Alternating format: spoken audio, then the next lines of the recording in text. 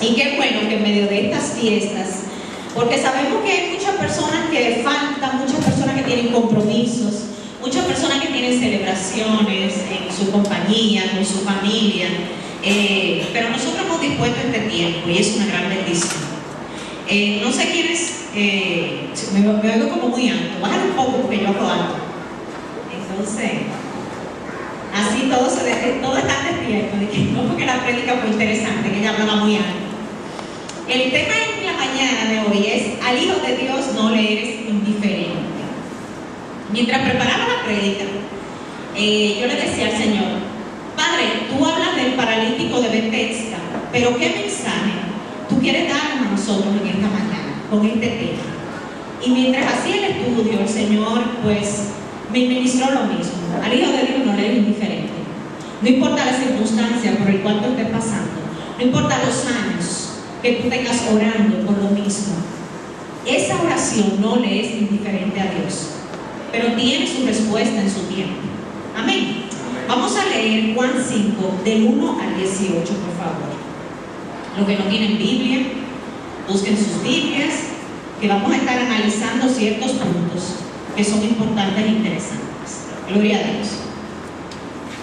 Después de estas cosas había una fiesta de los judíos y subió Jesús a Jerusalén. Y allá en Jerusalén, cerca de la puerta de las ovejas, un estanque llamado en hebreo Bethesda, el cual tiene 5 pórticos. En estos yacía una multitud de enfermos, ciegos, cojos, paralíticos que esperaban el movimiento del agua, porque un ángel descendía de tiempo en tiempo al estanque y agitaba el agua. Y al que primero descendía al estanque, después del movimiento del agua, quedaba sano de cualquier enfermedad que tuviese. Y había allí un hombre que hacía 38 años que estaba enfermo. Si pueden subrayar, por favor, 38 años. Cuando Jesús lo vio acostado y supo que llevaba ya mucho tiempo así, le dijo: ¿quieres ser sano? Es una pregunta muy importante, ¿cierto? Señor, le respondió el enfermo, no tengo quien me meta en el estanque cuando se agita el agua, y entre tanto que yo voy, otro desciende antes que yo. Jesús le dijo: levántate, toma tu lecho y anda. Y al instante aquel hombre fue sanado y tomó su lecho y anduvo, y era día de reposo aquel día. Vamos a ver. Señor, gracias por este tiempo, Señor. Gracias por el privilegio que tú me has dado de compartir tu palabra. Gracias, Señor. Padre, utiliza, Padre, cada palabra, cada argumento, cada explicación para honra y gloria de tu nombre. Habla tú en esta mañana, mi Dios. Habla y ministra tu palabra con poder, con restauración y con gozo. En el nombre de Cristo Jesús. Amén. Y cuando vamos aquí, vemos que cada palabra que el Señor coloca en las Escrituras no fue colocado sin intención, fue con un propósito específico. Y cuando comenzamos a leer, y después de todas estas cosas, imagínense que usted abre su Biblia, el capítulo 5, y usted dice: después de todas estas cosas. Pero ¿cuáles fueron todas estas cosas? Vamos a hacer un pequeñito recorrido en el capítulo 4, si vamos aquí, donde vemos Jesús y la mujer samaritana. Muchos de ustedes conocen esa historia, aman esa historia. Yo conocí al Señor con esta historia, yo viví esta historia de quién era Jesús, de qué pasaba con los samaritanos, de qué pasaba con los judíos, por qué no se hablaban y por qué Jesús le pide precisamente agua a esta mujer. ¿Y qué recibió esta mujer? Esta mujer no solamente recibió ayudar a un hombre, o lo que después ella entendió que era un profeta o el Mesías, sino que él le dice en el 13, respondió Jesús y le dice: cualquiera que bebiera de esta agua volverá a tener sed, mas el que bebiera del agua que yo le daré no tendrá sed jamás. En el momento ella no entendía, mas luego entendió. Y cuando él le dice y le habla todo de su vida, ahí es que se le abren los ojos a la mujer y dice: pero ¿quién es este hombre que conoce mi vida? Y cuando en el 29 ya ella como que aterriza, ¿verdad? Como decimos nosotros, nos aplatanamos, dice ella: ¿no será este el Cristo? Y ahí comienza una vida diferente para esta mujer. Luego vamos al 43, Jesús sana al hijo de un hombre. Ahí es todo una travesía. Después que el Señor duró 2 días en Sicar, fue a Galilea, visitó Nazaret, visitó varios pueblos, llegó a Canaán. Allí pronuncia palabras de sanidad, pero no estaba en Capernaum, porque este joven estaba en Capernaum. Y viene este hombre y le dice: Jesús, mi hijo necesita esa sanidad, mi hijo necesita recibir esa sanidad. Y yo me imagino a este hombre diciendo y pensando: tiene tantos días con fiebre, se me va a morir mi hijo.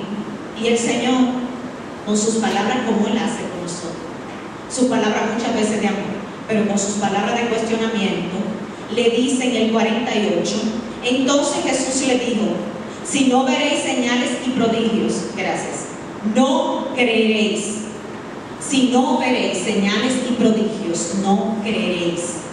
¿Cuántos de nosotros hemos venido al Señor buscando una señal, buscando un milagro, buscando resolver un problema financiero, o buscando a Dios porque nos sentimos mal, pero porque queremos obtener algo?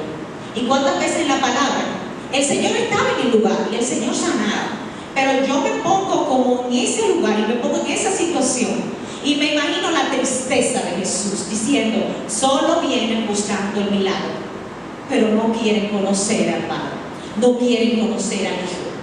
¿Y cuántas iglesias nosotros vemos llenos de gentes emocionadas buscando un milagro?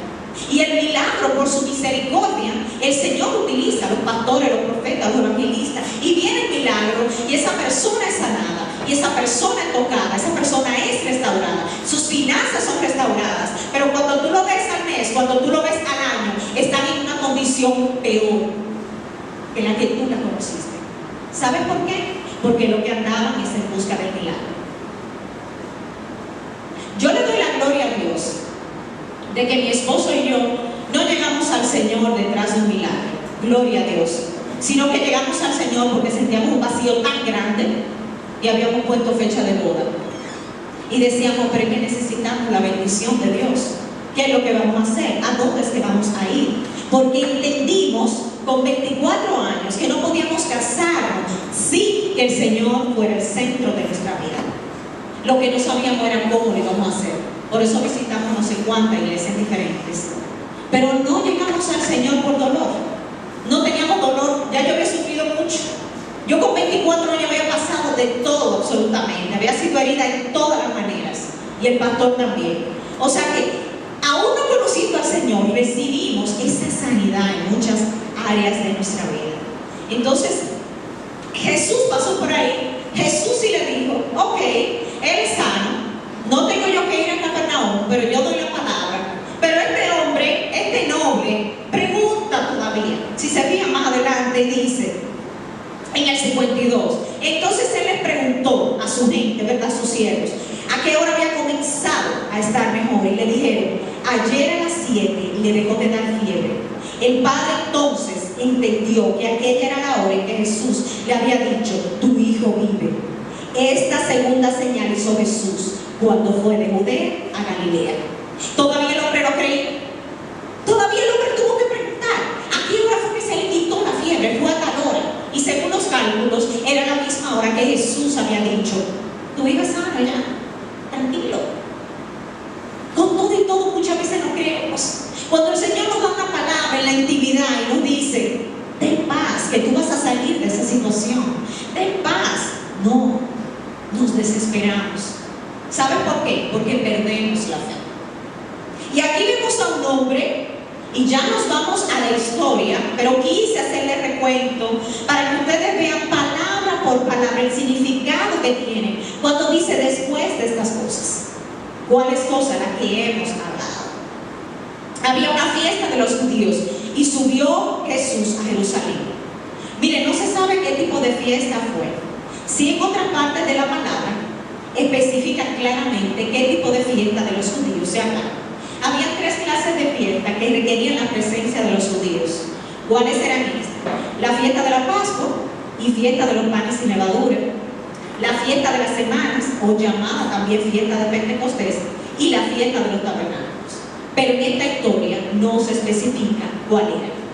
No hay algo concreto que diga fue tal fiesta, aunque se asume que fue la fiesta de la Pascua, pero entonces hubiera tenido que extender el tiempo del Señor allí. Por eso no hay nada concreto según los autores. Entonces cuando dice, y hay en Jerusalén, cerca de la puerta de las ovejas, un estanque llamado en hebreo Betesda, el cual tiene 5 pórticos. Cada palabra colocada allí tiene un significado. ¿Cuáles eran los 5 pórticos? Eran 5 amparos donde se amparaban las personas con todo tipo de enfermedades. Y ahí especifica más adelante, ciegos, cojos, paralíticos, que esperaban que el movimiento del agua en este estanque. ¿Por qué habla de la puerta de las ovejas? ¿Cuál es el significado de la puerta de las ovejas? Vamos allí. Si nos vamos a Nehemías 3:1, vamos a caminar un poquito y a retroceder un poquito, donde habla de todas las puertas. Dice, entonces se levantó el sumo sacerdote Eliasib con sus hermanos, los sacerdotes, y edificaron las puertas de las ovejas. Las puertas de las ovejas habla al principio, pero también habla al final. Si nos vamos al 32, y entre la sala de la esquina y la puerta de las ovejas se restauraron los plateros y los comerciantes. O sea, ¿por qué se menciona y por qué se le da aquí la importancia a las puertas de las ovejas? Es una referencia a la puerta que el profeta Nehemías hace específicamente porque era una apertura muy pequeña en la muralla al norte de la ciudad. ¿Y qué significado tiene esto? La puerta de las ovejas nos habla y nos simboliza el significado en la cruz del Calvario que fue llevado Jesús como oveja al matadero. Si te fijas, por eso está al inicio en la reedificación de las murallas, pero está al final. Y es una tipología de cuando nosotros entregamos nuestra vida a Cristo. Entregamos todo, entregamos nuestros pecados, entregamos nuestro pasado. Por eso habla ahí específicamente de la puerta de las ovejas. Y dice, un estanque llamado Betesda, el cual tiene 5 pórticos. ¿Qué es este estanque? Me puse aquí a averiguar realmente. Betesda es el significado de la casa de la misericordia o de la casa de gracia. La casa de la misericordia, donde está Jesús, donde habita Jesús, donde habita Dios. Ese es el significado. La gente enferma tenía la esperanza de que allí iba a recibir su sanidad.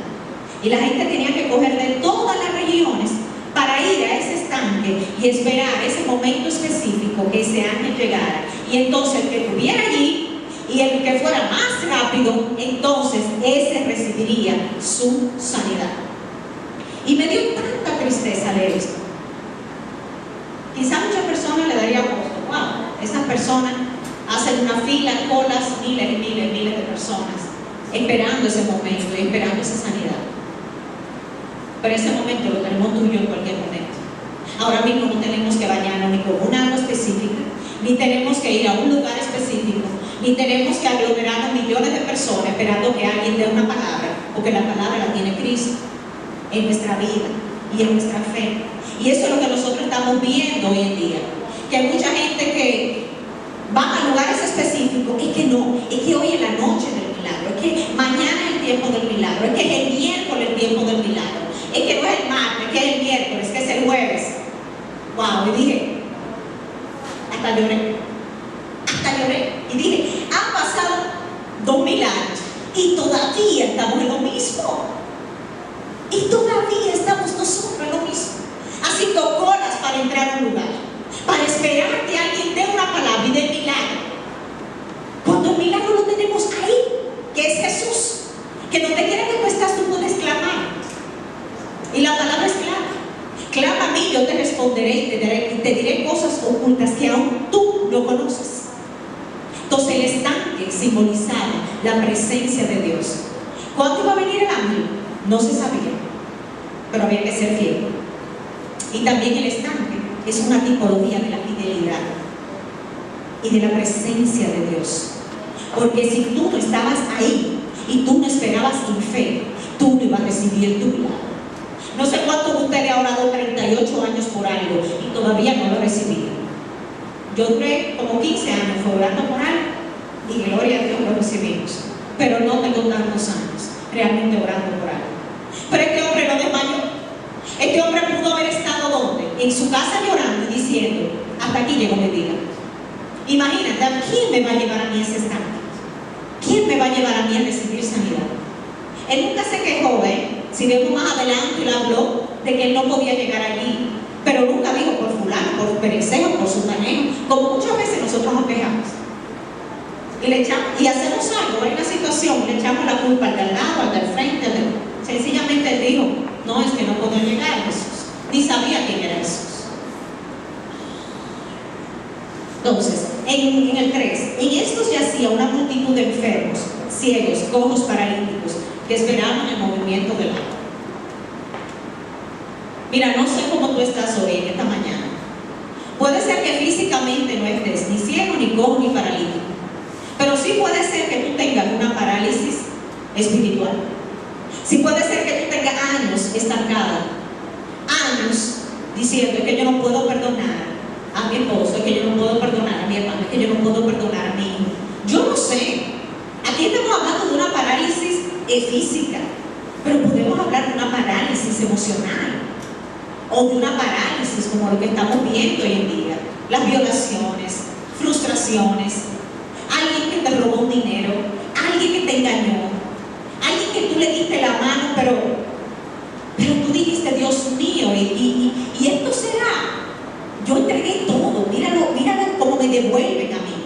Yo no sé si será este tipo de parálisis, porque aquí solamente lo estamos viendo parálisis física, y nosotros tenemos que irnos a todos los contextos. Puede ser parálisis emocional o una parálisis espiritual. ¿Cuánta gente no conozco yo que no se está congregando? Y es por una parálisis espiritual, mi hermanos, y ustedes también lo conocen. Dice aquí, porque un ángel descendía de tiempo en tiempo al estanque y agitaba el agua. Y el primero que descendía al estanque después del movimiento del agua quedaba sano de cualquier enfermedad que tuviese. Ahí se conocían todos, mis hermanos. Ahí sabían cuál era la enfermedad de cada cual. ¿Ustedes se imaginan esperando todo el mundo hacer una cola y una fila para arrojarse esa agua? Fuerte, ¿verdad? Muy fuerte. Quizá ahí había golpe, había contienda, había chiste. Yo llegué primero, ¿por qué tú te tiras yo? Y yo esto, y yo lo otro. Esperando este tiempo. Yo no sé. Yo me pongo como a darle mente a todo lo que pudo haber sucedido allí. Y había allí un hombre que hacía 38 años que estaba enfermo.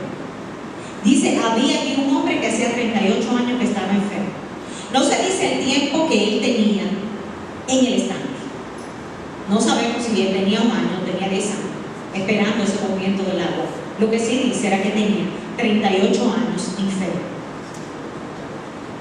Eso es un detalle bien importante. Cuando Jesús lo vio acostado y supo que llevaba ya mucho tiempo así, le dijo, ¿quieres ser sano? ¿Quieres ser sano? ¿Por qué ustedes creen en esta pregunta es tan específica? ¿Quieres ser sano? Es como que yo vaya a la panadería, yo vea el estante lleno de panes allí y yo le diga al panadero, oye, aquí venden pan. Yo imagino que él dirá, ¿y esta loca de dónde salió? Si aquí venden pan, pero aquí lo que tenemos es pan. ¿Por qué ustedes creen que Jesús hace eso? Y me puse a investigar y me fui a Génesis 3:9. Vamos a Génesis 3:9. El primer hombre que le ve, después que hubo pecado, al comer el fruto del árbol, Dios le pregunta, ¿dónde estás tú? Es lo mismo que Jesús le pregunte a este hombre, ¿quiere ser sano? ¿Es que acaso el omnisciente ignoraba el lugar donde se escondía Adán? ¿O es que acaso Jesucristo no sabía el anhelo del corazón de este paralítico? ¿O es que acaso Jesús no te pregunta continuamente, ¿qué es lo que tú quieres? ¿Qué es más importante? ¿Qué es lo que tú quieres? ¿O qué es más importante? ¿Qué es lo que Jesús quiere en tu vida? Y muchas veces le damos más importancia a qué es lo que yo quiero nos ponemos a orar, ¿qué es lo que Jesús quiere?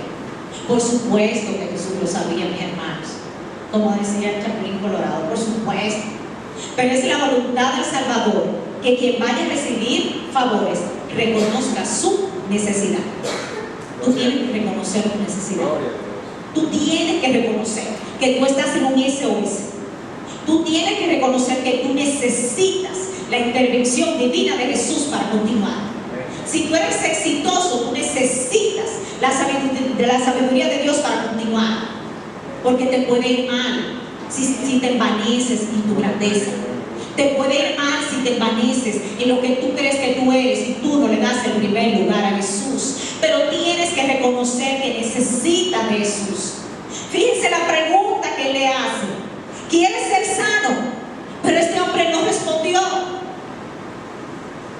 Él pensó en todas las excusas. Quizás no eran excusas, eran realidades. ¿Cuántas veces yo me he tenido en una situación y he dicho, oye, es que ¿cómo voy a salir si hoy me siento tan mal? Señor, es que yo no puedo ir, Padre. Es que yo no puedo ir, Señor. Y recuerdo una vez que teníamos un tiempo de oración, que íbamos a orar con un grupo de hermanos, y me tocaba a mí la oración, porque nos turnábamos en oración en diferentes grupos de los hermanos. Mira, esta noche te va a tocar a ti. Muy bien. A mí se me dio una sinusitis, de todo. A mí me dio de todo. Yo tenía años que no me daba de todo, me dio de todo. Porque ustedes saben que el enemigo no descansa ni duerme, ¿verdad? Y yo me acuesto, llamo yo a la hermana y le digo, ay hermana, yo estoy tan mal, yo no voy hoy. Y me dijo, ¿y quién te dijo que tú no vas? Y me habló con una dureza. Ay hermana, ¿quién te dijo que tú no vas? Si nosotros tenemos 2 semanas orando y el Señor dijo que eras tú que ibas. Y yo, ay Dios mío, porque yo estoy tan mal, ¿cómo que yo voy? No, es que tú vas. Vamos a estar orando estas 2 horas que faltan, porque tú vas. Bueno, recuerdo, teníamos como 5 años, recién comenzaba en el Señor. Y yo me pongo a orar, oro, pero lloro. Digo yo, Señor, porque yo estoy tan mal, Dios mío. Y yo era en mi estado, llorando al Señor. Yo no le oraba al Señor de que me sanara. Yo lo que le decía que yo estaba muy mal y que yo no iba para allá. O sea, yo le ponía al Señor todas las excusas y por haber. ¿Cómo que yo voy para allá, Señor? Y miren, yo le había orado al Señor para escuchar la voz de Dios. Y solamente la he escuchado 2 veces. El Señor no me ha hablado en ningún momento. Y en ese momento, en lo que yo me acosté, abrí los ojos y yo pensé que era el pastor que había llegado. Y me dijo, ¿y para qué es que yo te he preparado? Gloria a Dios. Y yo me asusté, yo miré la casa, miré el cuarto y yo me puse a llorar. Y volví y oí la misma voz. ¿Y para qué es que yo te he preparado? Y ahí automáticamente recibí la sanidad. Y le dije, Señor, perdóname. Yo ni siquiera he orado por mi sanidad. Yo te presenté todas las excusas a vida y por haber. Porque me sentía mal, pero también por holgazanería. ¿Sí? Y no sabemos discernir qué es. Y nos escudamos en que estamos mal. Y le dije, Señor, perdóname. Pero yo no le estaba respondiendo lo que el Señor me había dicho. Yo estaba como este hombre que dijo en el 7. Señor, le respondió al enfermo, no tengo quien me meta en el estanque. Cuando se agita el agua, y entre tanto que yo voy, otro desciende antes que yo. Él no le respondió en ningún momento. Él le dijo cuál era la situación con él. Pero no le dijo, sí, Señor, yo quiero ser sano. Él le comenzó, como le comencé yo, que yo estoy muy mal, hasta que él me dio un coche y me dio 2 galletas. Y el Señor, como él sabe hacer. A veces él nos da besitos, como ahorita, que uno se siente así, como que le dan unos besitos y unos besitos. Pero otras veces no reacciona y no dice, pero ¿para qué que yo te he preparado? ¿Para que tú me tires toda tu excusa? No, levántate de ahí. Y hoy yo te digo a ti esta mañana, si tú estás muy cómodo donde tú estás, levántate de ese sillón. Cámbiate de sillón. Muévete. Toma ese lecho, toma todo eso que tú tienes arriba, tu situación económica, cualquier situación que tú tengas, cualquier excusa, porque muchas veces tenemos muchas excusas que aparentemente son ciertas, mis hermanos. No les puedo decir. Si nos ponemos a analizar una por una, son muy ciertas. Pero al final el Señor nos dice, son excusas, porque yo en un segundo puedo cambiarlo todo. ¿Y qué hizo Jesús con este hombre? En un segundo lo cambió todo. Dice aquí, levántate, toma tu lecho y anda. Y al instante aquel hombre fue sanado y tomó su lecho y anduvo. Y era día de reposo aquel día. Toma tu lecho. Yo no sé cuál es tu lecho. No sé si tienes un lecho. Puede ser que no. Que tú tengas siempre las pilas puestas para el Señor. O puede ser que tú vivas de excusa en excusa. Yo realmente no lo sé.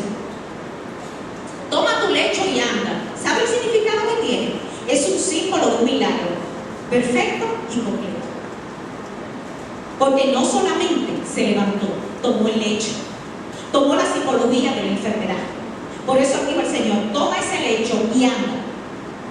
Y con el lecho él daba testimonio de que él había recibido su sanidad completa. Esa es la psicología de que la sanidad fue completa.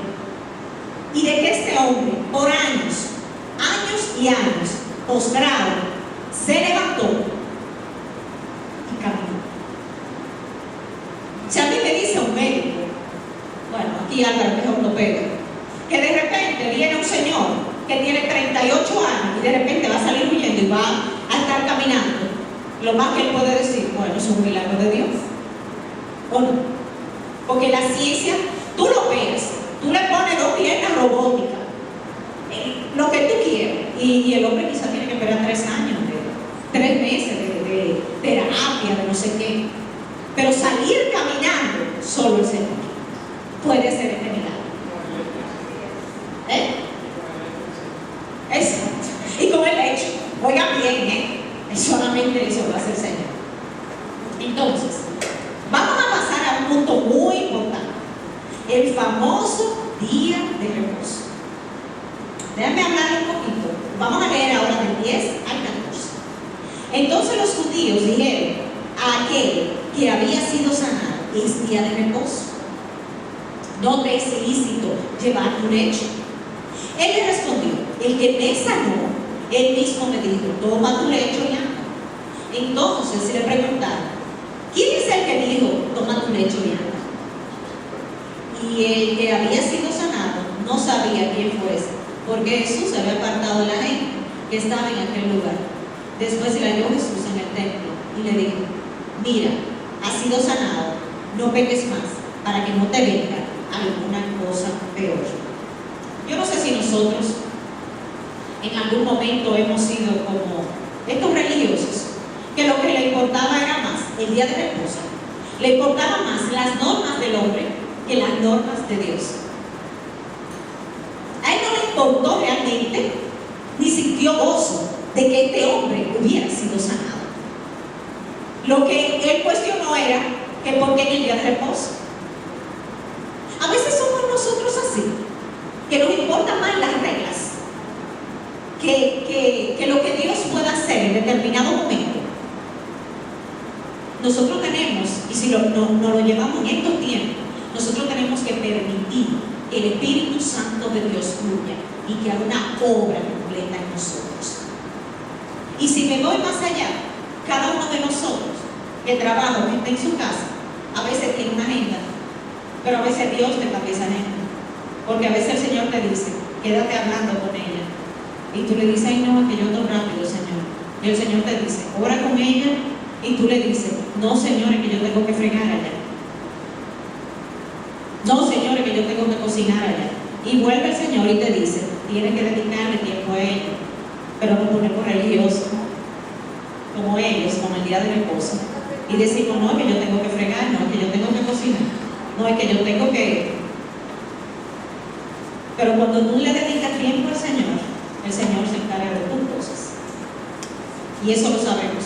Busca primeramente el reino de Dios y su justicia, y todo lo demás vendrá por añadidura. Cuando tú le das a Dios el primer lugar, Él se encarga de tus cosas. Y a veces pensamos, mis amigos y mis hermanos, que primicias es solamente venir aquí y entregar el diezmo o entregar la ofrenda. Cuando tú haces eso con alguien, tú le estás entregando también la primicia de tu tiempo a Dios. Porque siempre lo vemos en el contexto del dinero. Y es la primicia de tu tiempo. Entonces tú no haces nada con venir aquí, entregar tu ofrenda, pero a lo que el Señor a ti te ha mandado tú no lo haces. Ahí te convierte entonces ¿qué? Tú no le estás dando la prioridad a Dios en las cosas que tú tienes que hacer y las cosas que tú debes de hacer. Entonces, si nos vamos a Éxodo 28, no lo busquen, dicen, acuérdate del día de reposo para santificarlo. Esta era una de las muchas leyes que agregaron a la ley del Nuevo Testamento. Un hombre que hacía 38 años no caminaba sano, pero a los fariseos le interesaban más sus leyes mezquinas que la vida y la salud de un ser humano. Es fácil obsesionarse uno con las estructuras que fabrica el hombre y olvidarnos de la gente afectada. Y nos olvidamos entonces de la gente afectada. Y si nos vamos al 14, ya casi para finalizar, dice, después le halló Jesús en el templo y le dijo, mira, has sido sano, no peques más. ¿Por qué? Este hombre podía continuar su vida tal cual, en pecado, y no recibir ese perdón entonces de pecados. Y eso es lo que el Señor realmente va buscando. Esa salvación, que nosotros seamos salvos, recibamos ese perdón de pecados. Este hombre había sido lisiado, paralítico, pero ya podía caminar. Era un milagro sorprendente, claro que sí. Sin embargo, todavía necesitaba el milagro mayor. ¿Saben cuál es el milagro mayor? El perdón de pecados. Porque si no, el milagro no es completado, se queda solamente en la parte física. Y podemos entonces nosotros retroceder, como ha pasado con muchos milagros y muchas situaciones que nosotros hemos visto. La persona ha recibido el milagro, ha recibido la sanidad, pero continúa con el pecado. Entonces no se completa la obra. La obra para lo que el Señor nos llamó a cada uno de nosotros no se completa.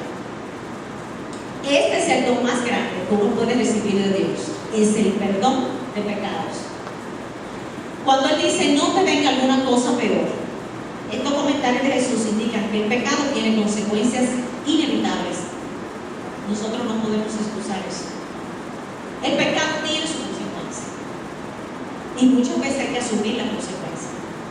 Jesús pudo haber elegido a este hombre en particular con el fin de ilustrar este punto y con el fin de darnos a nosotros una gran enseñanza de que todo tiene que completarse ¿con qué?